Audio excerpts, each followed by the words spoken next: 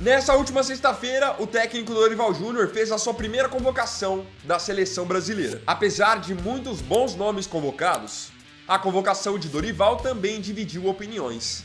Afinal, ele continuou convocando nomes que já eram questionados com Fernando Diniz e acabou deixando de lado alguns nomes que tinham grande apelo popular. Nesse vídeo, você verá 7 jogadores que foram, de certa forma, injustiçados por Dorival. E vou mostrar também no lugar de quem eles poderiam ter sido chamados. Vou mostrar isso pra você agora, após a vinheta da seleção brasileira.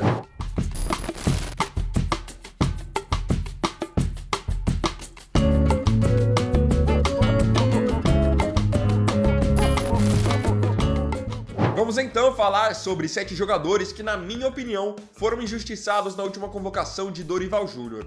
Mereciam essa oportunidade. Começamos então pelo sistema defensivo, onde, na minha opinião, o injustiçado foi o zagueiro Murilo. Um Murilo foi convocado, que é o Murilo com um L, que é o Murilo zagueiro do Palmeiras. Mas, na minha opinião, quem também merecia ser convocado era o Murilo com 2 L's, que joga no Nottingham Forest da Inglaterra e aqui no Brasil foi revelado pelo Corinthians. O Murilo tá muito bem na Premier League, que, querendo ou não, é a liga mais competitiva do mundo. E tem um outro fator que contribui para o Murilo estar numa fase muito boa, que é um fator que pro time dele é negativo, mas para ele é bom. O time dele é muito fraco, tanto que briga na parte de baixo da tabela. Então, pelo fato de o time dele ser fraco, então, a todo momento o time dele é atacado. Então, ele acaba sempre tendo muito mais ações de tirar a bola, situações de mano a mano com o atacante adversário. Isso acaba dando para ele, talvez não os resultados esperados, mas dá muita visibilidade. E ele é um cara que tem muita força, muito arranque, bom poder de reação. Não à toa, desde que ele chegou ao Nottingham Forest, agora ele foi, pelo 3º mês consecutivo, eleito o melhor jogador do time no mês, em eleição feita pela torcida. Ele tem só 21 anos, então ainda é um zagueiro que vai se desenvolver ainda mais, tem um grande potencial. E na temporada, em 25 jogos, ele deu uma assistência. Na minha opinião, ele poderia ter sido convocado no lugar do Marquinhos. Claro, são características diferentes. Marquinhos é destro, é um jogador mais experiente, enquanto o Murilo é canhoto e muito mais jovem. Mas eu enxergo que o Marquinhos, sempre falo isso, desde que parou de jogar na seleção brasileira do lado do Thiago Silva, caiu demais de rendimento. Não soube exercer essa função de ser o cara do sistema defensivo, de fato comandar seu companheiro de zaga, os laterais, ele não tá conseguindo fazer isso. Então, eu não convocaria o Marquinhos, até porque não vive seus melhores dias no PSG. Eu prefiro você testar um jogador jovem que está em ascensão do que continuar convocando um jogador que há um tempo já não corresponde. Seguimos no sistema defensivo e agora vamos para a lateral esquerda, onde temos 2 opções. Começamos com Lucas Piton, lateral esquerdo de 23 anos que tem atravessado boa fase no Vasco. Claro, algumas pessoas podem questionar o fato do Piton jogar no Vasco, que é um time que ano passado mesmo brigou contra o rebaixamento. Mas individualmente falando, o Piton atravessa uma boa fase. Tem marcado bem e chega ao campo de ataque com muita qualidade. Tem drible, tem velocidade e, acima de tudo, muita precisão nos cruzamentos. Só para vocês terem uma ideia, desde que o Piton assinou com o Vasco, ele é o 3º lateral do mundo que mais acerta cruzamentos, tem o melhor aproveitamento no quesito. Então um jogador com esses números, essas características, não é bem-vindo na seleção brasileira? Ainda mais tratando de uma posição que hoje temos sim grande carência. Nessa temporada pelo Vasco, em 9 jogos, Piton tem 1 gol marcado e deu também uma assistência. Eu acho que é uma boa o Brasil dar pelo menos uma chance pro Piton, ver como ele se sai, caso contrário, em breve vai perder o Piton para outra seleção, a italiana. Eu convocaria o Lucas Piton no lugar do Wendel, lateral esquerdo do Porto. Jogador que há um tempo está, de certa forma, longe dos holofotes, não tem números ruins na temporada, para ser justo, mas acho que o Piton vem numa ascensão maior do que o Wendel, até porque são jogadores, de certa forma, de gerações diferentes. Piton está em ascensão agora, tem 23 anos. O Wendel, querendo ou não, já tem 30, e é um cara que não era convocado para a seleção brasileira desde 2016. Temos agora aqui um jogador que ele não é lateral esquerdo de origem, ele na verdade é um atacante, e com o tempo foi adaptado como um ala. Então ele, claro, chega com muita qualidade ao campo de ataque, porém tem executado também ações defensivas, auxiliado na marcação. Esse jogador é o Samuel Lino. Ele tem feito uma baita temporada pelo Atlético de Madrid, e é um jogador jovem ainda, apenas 24 anos. Tem muita velocidade, é muito forte no 1 contra 1 e tem também grande precisão nos cruzamentos. Nessa temporada pelo Atlético de Madrid, em 33 jogos, Samuelino tem 6 gols e 5 assistências. Muito bom de bola. É que aquilo também. Para ele ser convocado, talvez ele não jogasse bem atuando como lateral esquerdo de fato. E sairia melhor jogando num esquema semelhante ao do Atlético de Madrid, em que existem 3 zagueiros e ele atua mesmo com o ala, tendo liberdade para chegar no campo de ataque. E uma coisa que eu compreendo também é que hoje essa faixa esquerda do ataque do Brasil é ocupado pelo Vini Júnior, às vezes pelo Rodrigo, pelo Gabriel Martinelli, então fica de fato difícil essa concorrência para o Samuel Lino. Então se fosse para levá-lo, eu o levaria também no lugar do Wendel, porque, claro, mesmo que ele não seja um lateral de origem, ele tem feito essa função por ali. Tem atuado como ala, então tem tido sim funções defensivas. Não é um cara que ia jogar na lateral esquerda e iria ficar perdido. Agora chegamos ao meio-campo e temos aqui um nome que eu gosto bastante, que é Zé Rafael. Zé Rafael é um meio-campo que tem 30 anos e está na equipe do Palmeiras.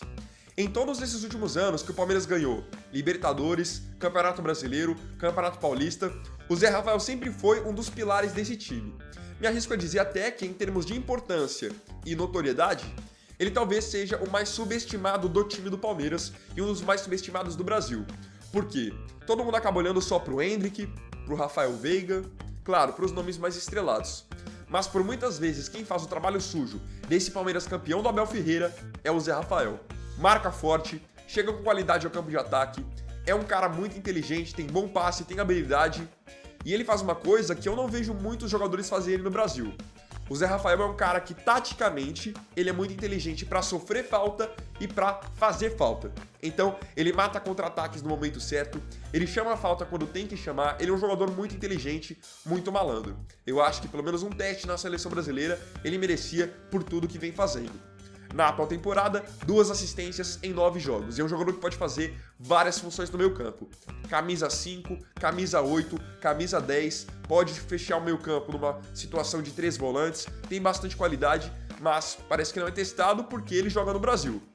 Se o Zé Rafael jogasse na Europa e o nome dele não fosse Zé Rafael, fosse Joseph Rafael, ele jogaria na seleção brasileira. Não tenho dúvida disso. É que por muitas vezes as pessoas olham pro nome do jogador e olham pro time que ele joga, mas não olham de fato o que ele tá fazendo. Em 2023, Zé Rafael foi o maior ladrão de bolas do futebol brasileiro. Ele recuperou 431 bolas e desarmou 156 vezes. Hoje eu levaria o Zé Rafael no lugar do Pablo Maia, que eu enxergo que é um bom jogador, é um cara jovem ainda, tem potencial a ser desenvolvido e pode ter um futuro na seleção brasileira. Mas eu enxergo que foi convocado pelo Dorival, muito mais pelo fato de ter trabalhado com o Dorival no ano passado no São Paulo. Agora vamos falar de um meia atacante. Este aqui que há um tempo já tá pedindo passagem na seleção, mas sua chance parece que nunca chega. Que é o meia atacante Anderson Talisca. Talisca tem 30 anos e, querendo ou não, fez uma escolha de planejamento de carreira bem diferente. Saiu do Bahia ainda cedo e foi jogar fora do Brasil. Jogou muito tempo na China, pelo Guangzhou Evergrande, o antigo Guangzhou Evergrande, passou por Besiktas na Turquia, Benfica em Portugal e chegou a ter a oportunidade de defender o Manchester United. No entanto, ele sempre preferiu mercados alternativos. Tanto que hoje ele é jogador do Al Nassr, da Arábia Saudita, que é o time do Cristiano Ronaldo. Porém, sempre atuando nesses mercados alternativos, ele sempre teve ótimos números. E hoje, querendo ou não, a Liga da Arábia Saudita, o Sauditão, está tendo muito mais visibilidade. E enquanto outras seleções do mundo seguem convocando jogadores que atuam nessa liga, a seleção brasileira não dá uma chance para Talisca, mesmo tendo números excelentes. Lembrando, ele é meio atacante e não de fato um atacante, um centroavante. E atenção aos números de Talisca. Nessa temporada pelo Al Nassr são 25 gols e 4 assistências em 25 jogos. Então, em média, ele marca pelo menos um gol todo jogo. É um cara habilidoso, ele é alto, então vai muito bem na bola aérea e também tem qualidade na bola parada. Por tudo que ele tem feito, pelo menos uma chance, na minha opinião, ele merecia. Ainda mais que nessa convocação, o Dorival investiu muito em jogadores que são volantes, muitos jogadores da mesma posição.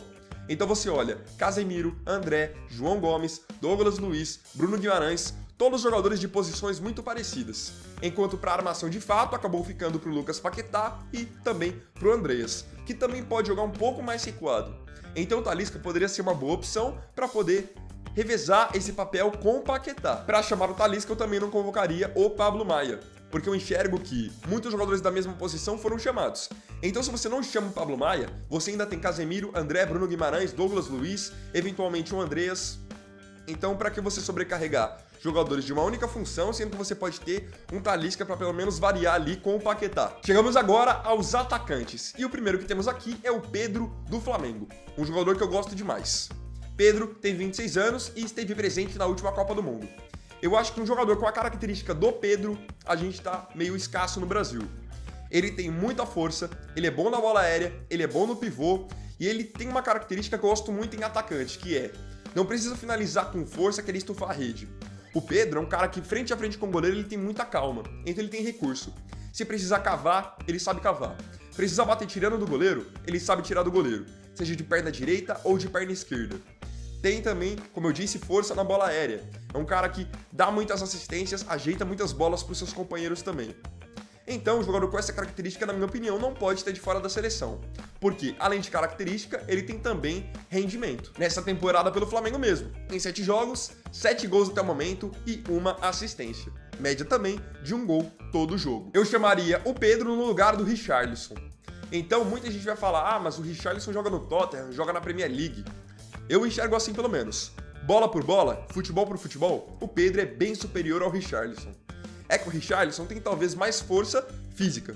Então ele ajuda a marcar uma saída de bola, é um cara veloz, mas em termos de futebol mesmo, qualidade técnica, o Pedro, na minha opinião, tem muito mais classe, muito mais qualidade do que o Richarlison. E o último nome, que na minha opinião também foi injustiçado na seleção, foi Vitor Roque, atacante de 19 anos, recém-chegado ao Barcelona.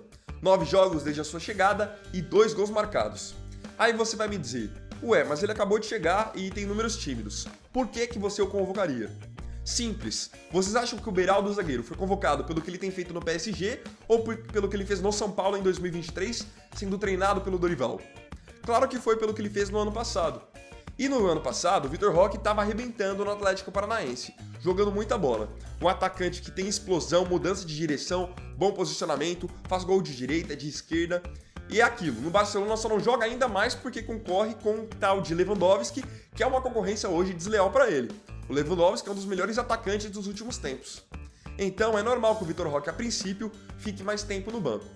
Acho que é um ótimo jogador e merecia começar a ser inserido nesse ambiente de seleção brasileira da mesma maneira que estão fazendo com o Endrick. O Endrick é bem novo também, só 17 anos, e já está entrando aos poucos na seleção. Eu acho que o mesmo tinha que ser feito com o Vitor Roque. E aí eu chamaria ele no lugar do Rafinha, que há um tempo já perdeu um pouco de espaço no Barcelona, passou uma fase machucado e hoje vai ter que brigar para tirar a vaga do Yamal do time. Ainda você poderia ter para a direita o Rodrigo, o Endrick também poderia fazer aquela função e você ter centralizados o Pedro e o Vitor Roque. Agora eu queria saber de você aqui nos comentários, se você concorda que esses jogadores que eu trouxe foram injustiçados por Dorival Júnior. Põe aí a sua opinião, que eu quero muito saber o que você pensa. Então, bom, galera, esse aqui foi o primeiro vídeo dessa segunda-feira. Agradeço profundamente a você pela companhia em mais um vídeo do canal. E não se esqueça, se tiver gostado desse vídeo, deixe seu like, se inscreva no canal, compartilhe, comente e me siga aqui também nas minhas redes sociais. Então é isso, galera, tamo junto, até mais tarde e até o próximo vídeo. Fiquem com Deus e uma ótima semana. Vini Weiner aqui, valeu, falou e fui!